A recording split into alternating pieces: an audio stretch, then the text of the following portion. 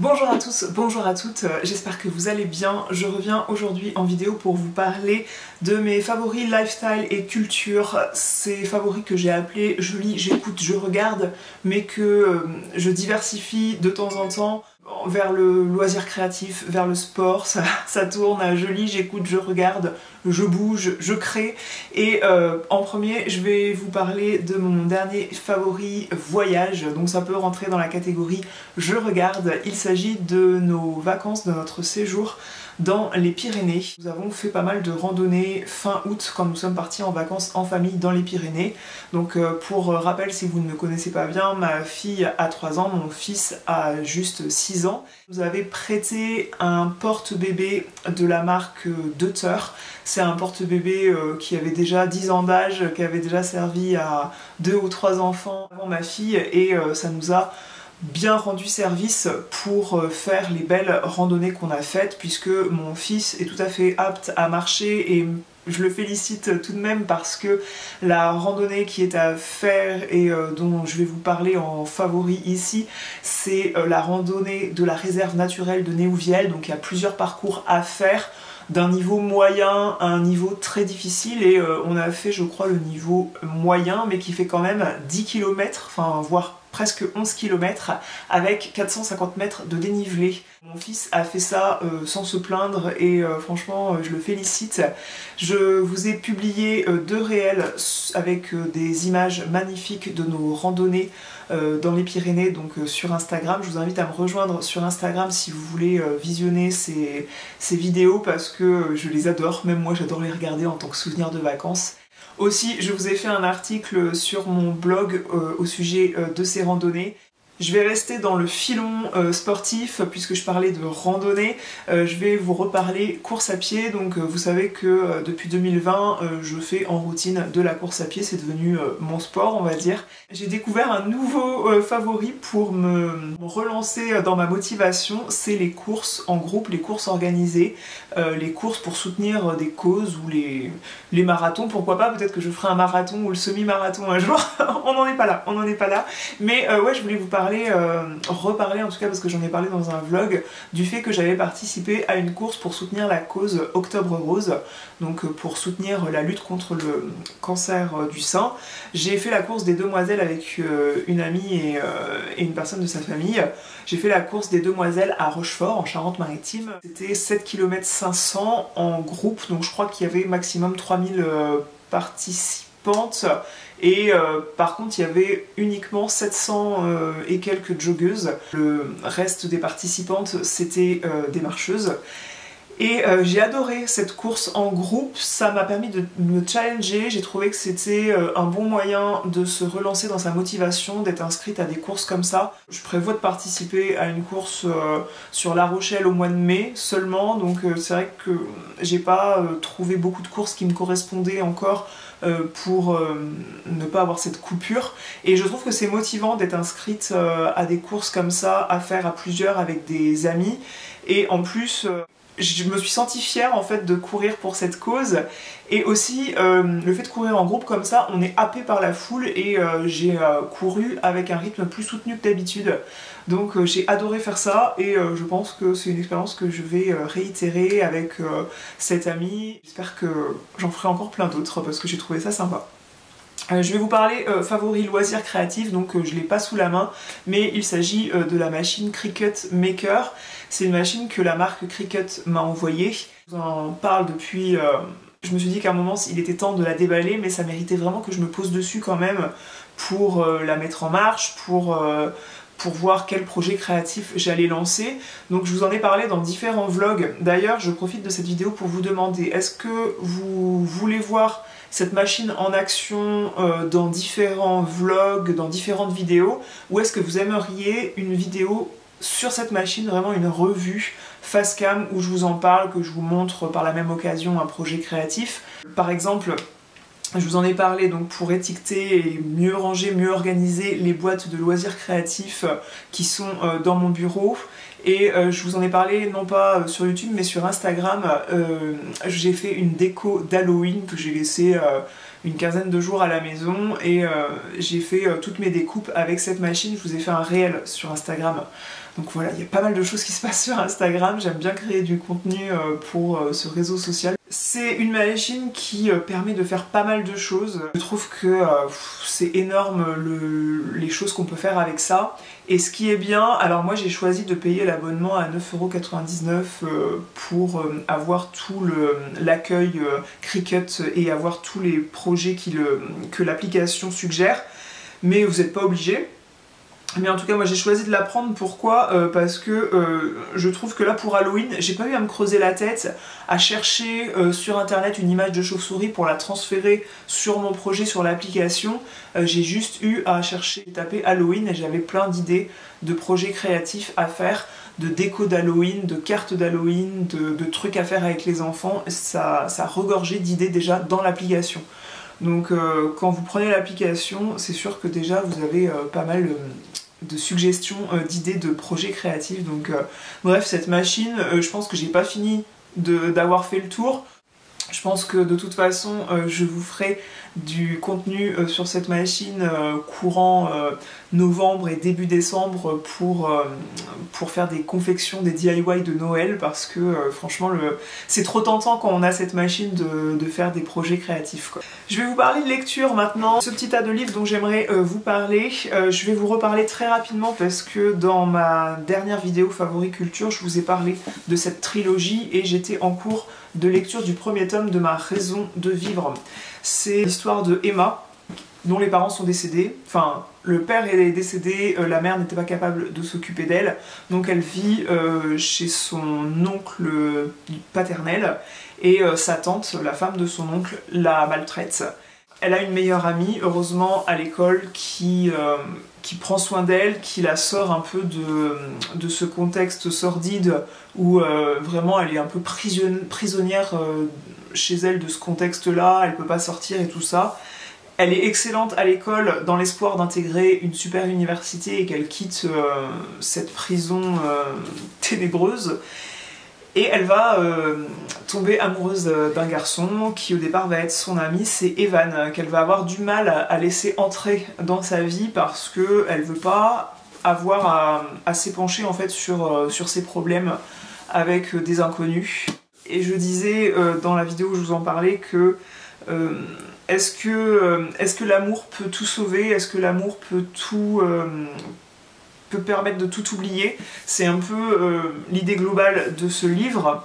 Et le fait est que donc j'ai lu, je me suis empressée d'acheter les deux suivants à peine j'ai eu fini celui-ci, parce que à la fin de celui-ci, il arrive quelque chose de grave à Emma et on veut bien sûr savoir la suite. Et la fin d'ailleurs du premier tome, l'épilogue, est magnifique en fait. J'ai pleuré en lisant la fin de ce tome. Alors ça fait partie de la littérature jeunesse, mais c'est tellement bien écrit. Beaucoup de personnes qui diront oui, moi je lis pas des romans un peu cucu ou quoi.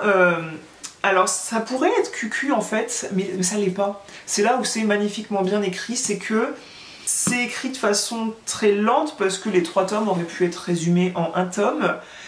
Mais ouais, c'est vraiment bien écrit. Ça fait partie des livres où je me suis dit j'aurais adoré écrire cette histoire en fait. J'ai trouvé ça génial de A à Z, même si c'est plein de clichés surtout dans le dernier tome. Le dernier tome c'est quand même pas mal cliché sur cette partie de la société américaine qui a beaucoup d'argent. Il y a pas mal de clichés là-dessus, mais j'ai adoré, j'ai trouvé ça très... ça vous happe en fait. J'ai lu La Tresse de Laetitia Colombani, ça fait un moment qu'on l'avait à la maison. Enfin, j'avais offert ce livre à mon amoureux et ensuite j'ai fait en 2019 je crois, j'avais fait un calendrier de l'Avent à ma maman, je sais pas si vous vous rappelez, je vous mettrai le lien de cette vidéo dans la barre d'informations. Je lui avais fait un calendrier de l'Avent sous forme de plein de petits paquets et je lui avais glissé ce livre parce que je pensais que ça pouvait lui plaire et moi je l'avais toujours pas lu. 3 histoires qui se croisent et on va savoir à la fin pourquoi ces histoires se croisent. On a d'abord Sarah au Canada qui est avocate, une avocate à succès qui se retrouve atteinte d'un cancer. On a Smita qui est une intouchable en Inde qui nettoie en fait les latrines, enfin elle nettoie les toilettes, elle passe son temps à ramasser la merde. C'est le triste sort de l'Inde en fait, tous ces gens qui font ça. Bref, ça cible vraiment la misère en Inde qu'il peut y avoir et c'est horrible, c'est totalement horrible. Elle ne veut pas que sa fille vive la vie qu'elle vit et donc elle veut qu'elle aille à l'école, qu'elle ait une instruction et qu'elle puisse faire quelque chose de sa vie autre que ramasser la merde des gens qui ont plus d'argent et qui se proclament être les chefs de leur société. Et on a aussi Giulia qui est la fille d'un entrepreneur en Italie qui fait des perruques avec des cheveux des Italiens en fait, les Italiens qui se font couper les cheveux, cette société récupère les cheveux chez le coiffeur et en fait des perruques. Et on va voir comment les trois destins de ces personnes-là vont se croiser sans pour autant jamais se rencontrer en fait, et j'ai trouvé cette histoire hyper touchante, très bien écrit. On apprend des choses aussi parce que on a affaire à trois cultures différentes, mais vraiment aux extrémités les unes des autres en fait. Ça a provoqué beaucoup d'engouement ce livre dans le monde entier et je comprends pourquoi, parce que c'est très facile à lire, c'est rapide à lire, c'est un petit format. Il y a beaucoup de girl power en fait, parce que ce sont des femmes qui vont entreprendre, qui vont lutter pour leurs conditions de femmes, la condition, il y en a une qui lutte pour que la condition féminine de sa fille en fait soit meilleure, et bref, j'ai beaucoup aimé ce livre. Je vous en ai parlé sur Instagram et je fais partie de ces personnes qui parfois suppriment des photos comme ça, soit parce que c'est comme si Instagram l'avait jamais mis en avant et puis j'ai 20 likes sous la photo, donc c'est bon quoi, et parce qu'elle faisait pas jolie dans mon feed en fait, ça ne s'assortissait pas du tout aux autres couleurs. Et oui, je fais partie de ces personnes-là qui soignent l'aspect général de la galerie photo Instagram, parce que je trouve ça beaucoup plus sympa d'arriver sur une galerie de photos où l'image globale est harmonieuse.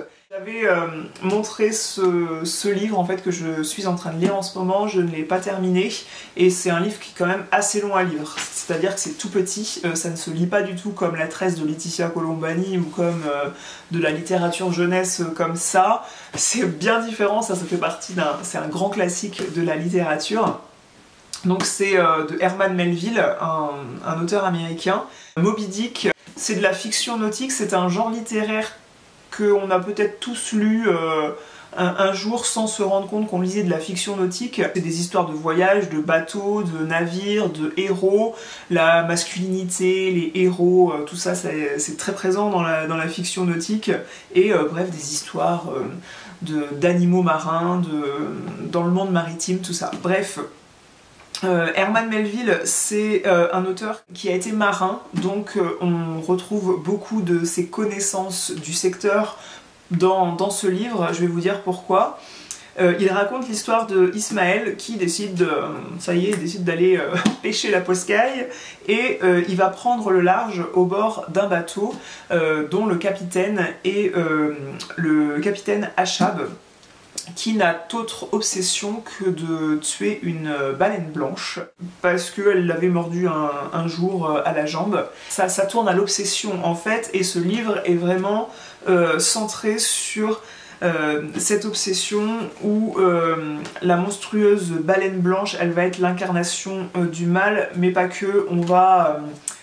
On va beaucoup centrer le livre aussi sur l'absurdité de l'obsession, des obsessions de l'homme, et il y a beaucoup aussi de parallèles avec la religion. C'est très long à lire, hein, j'avoue. Il faut avoir envie de lire un classique. Moi j'ai eu envie de lire ce livre parce que dans la série Outlander, dont je suis absolument fan, il y a la fille de Jamie et Claire Fraser qui...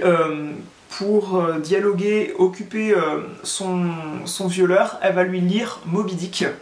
Elle lui parle de ce texte-là, et j'ai été curieuse de lire ce bouquin de par la série Outlander. Comme quoi, vous voyez, ça sort un petit peu de nulle part. Ce qui est un peu long dans ce livre, c'est un peu comme si j'avais envie tout d'un coup de vous décrire une histoire qui se passe dans ma commode, mais qu'avant de vous ouvrir un tiroir, j'allais vous dire alors le tiroir mesure 1,20 m sur 40 cm, il est fait en bois de pin massif et il est peint à la peinture blanche qui contient tant de... Voilà, vous voyez un peu le détail, et là on a une grande partie du livre qui est encyclopédique, puisque il y a un côté narration et un côté encyclopédique qui se croisent, où on va parler en long, en large de la pêche à la baleine, de ce qu'est une baleine, de pourquoi elle a de l'eau là qui sort sur son dos, enfin voilà, il y a toute une partie théorique là-dessus, et ça peut être un peu lourdingue si on n'est pas du tout intéressé par les baleines. Donc je vous préviens si vous aviez envie de lire ce livre, mais c'est un livre quand même que j'ai trouvé très intéressant, où il y a des leçons de morale là-dedans. C'est que par exemple si l'homme il veut juguler la nature, il veut la maîtriser, attention à ces hommes-là qui veulent faire ça parce que la nature finira par se retourner contre eux. Il y a différentes morales comme ça, et il y a pas mal de parties assez philosophiques là-dedans. Et bref, j'aime bien ce livre, j'aime bien lire ce livre. Je lis autre chose en même temps que j'ai juste démarré de plus ludique, de plus facile à lire, parce que c'est quand même très lourd à lire quand même. Laissez-moi vous parler rapidement de littérature jeunesse avec des livres que j'ai sélectionnés à la bibliothèque pour mes enfants. Si vous me suivez sur Instagram, ce sera répétitif parce que j'en ai parlé en story Instagram, donc vraiment suivez-moi sur Instagram si vous voulez savoir ce que je mets vraiment spontanément en story. Charles à l'école des dragons, c'est l'histoire de ce dragon du coup, donc c'est un livre aux éditions Seuil Jeunesse. J'aime beaucoup les dessins et il y a beaucoup de couleurs dans ce livre, donc voilà, les enfants ont bien accroché. La tête du dragon, elle est vraiment à mourir de rire. Tous les dragons sont là pour apprendre à voler, apprendre à cracher du feu, sauf que Charles, il a pas envie, lui, il a envie d'écrire de la poésie. Donc il y a pas mal de paragraphes qui sont des poèmes qu'il écrit. C'est pour dire que on peut pas être bon partout, et à la fois c'est pas parce que à un instant T où on rentre à l'école on n'est pas capable de faire quelque chose qu'on ne sera jamais capable, puisqu'il finit par apprendre à voler, il finit par apprendre à cracher du feu, mais sur le moment il en a pas envie, et alors voilà, c'est un peu comme l'histoire des enfants qui rentrent à l'école. Ils n'ont pas envie de peindre à 3 ans, mais c'est pas pour ça qu'ils auront jamais envie de peindre. et voilà. Il y a aussi la famille Vieille Pierre, Arthur et la Corde d'Or aux éditions Sarbacane. Donc ce sont deux livres qui s'adressent à des enfants un peu plus grands que ce que j'ai l'habitude de vous proposer, puisque mon fils grandit. Et là c'est une sélection que j'ai faite au rayon plutôt 7, 8 ans, 10 ans, parce que ce sont des livres qui ont un peu plus de texte à se mettre sous la dent. Il ne lit pas tout seul, mais je lui lis, et bref, il a de l'intérêt pour des histoires plus longues parfois que sa sœur. Donc Arthur est en terre viking, et on le charge d'une mission pour se débarrasser d'un monstre mythique. Donc on va être face à des créatures magiques, on va voir quels objets magiques il utilise, quelle stratégie il met en place, et voilà, c'est vraiment une histoire voilà, qui est sympa pour un petit garçon de son âge. Le bain de mammouth, je vous en ai déjà parlé de Satomi Ishikawa, mais j'adore vous parler de cette auteure parce que c'est une auteure japonaise à l'école des loisirs qui raconte des histoires d'enfants au travers le monde, et ça permet à nos enfants, en tout cas à nous, de se pencher sur d'autres cultures. Ça ouvre un petit peu les esprits. Donc c'est l'histoire de ce petit garçon Apos qui a un éléphant qu'il a appelé Mammouth, et il adore s'en occuper, il lui fait prendre des bains et tout, il monte dessus jusqu'à ce qu'il y ait une mousson qui arrive, donc ils sont en pleine tempête de pluie on va dire, et ils vont sauver différents animaux qui crient au secours. Et en premier ils sauvent un singe, puis un paon, et le singe a tendance à dire mais non, ne sauve pas ceci, ne sauve pas cela. La morale c'est que si tu veux un jour être aidé, pense un peu aux autres, puisque le petit garçon lui dit bah toi si on t'avait laissé où tu étais, tu serais peut-être mort. Ne fais pas à autrui ce qu'on ne voudrait pas, ce que tu ne voudrais pas qu'on te fasse. Voilà, pensez aux autres. Dans un esprit aussi altruisme, j'ai adoré moi la grande glissade de l'ours et mes enfants aussi ont adoré et c'est vrai que les dessins sont hyper attachants. Regardez-moi la tête de cet ours, les dessins sont vraiment très jolis. Il était une fois une rivière qui ne savait pas qu'elle était une rivière jusqu'à ce que arrive un ours. Il va dévaler la rivière et rencontrer d'autres animaux qui vont atterrir sur le rondin de bois sur lequel il descend. Et puis ils vont descendre une cascade et puis finir tous ensemble très heureux cette grande aventure. Ça parle de la diversité, qu'on ne s'imagine pas qu'il existe une autre culture, d'autres personnes à l'autre bout du village et puis que finalement on peut tous vivre ensemble même si on est tous différents. Voilà, c'est un peu le but de cette histoire. En cette saison, j'ai ressorti ce cahier d'observation et d'activité sur les oiseaux dans la collection Colibri Faire sa part aux éditions Nathan. C'est un cahier où on peut découvrir les différentes espèces d'oiseaux qui existent, comme l'hirondelle rustique par exemple, et dans quel coin du monde on la retrouve, où est-ce qu'elle va migrer, elle et puis ses différents copains. On invite l'enfant à observer un peu partout dans la nature, dans les balades qu'on fait avec lui, dans le jardin, s'il voit ces différents oiseaux, s'il trouve une plume, à reconnaître ces plumes-là, à écouter les chants des oiseaux. J'essaye en tout cas, quand j'y pense, de compléter ces informations-là. Il y a aussi une activité pour fabriquer une mangeoire à oiseaux qu'on avait fait. Alors je vais pas vous le montrer parce que il faut acheter le livre, hein. Il y a des choses, on peut pas partager tous les contenus des livres comme ça en vidéo, c'est pas sympa pour ceux qui écrivent de tels ouvrages. Je voulais attirer votre attention sur une dernière collection aux éditions Nathan, c'est la collection La science est dans, et il y a plusieurs livres comme ça.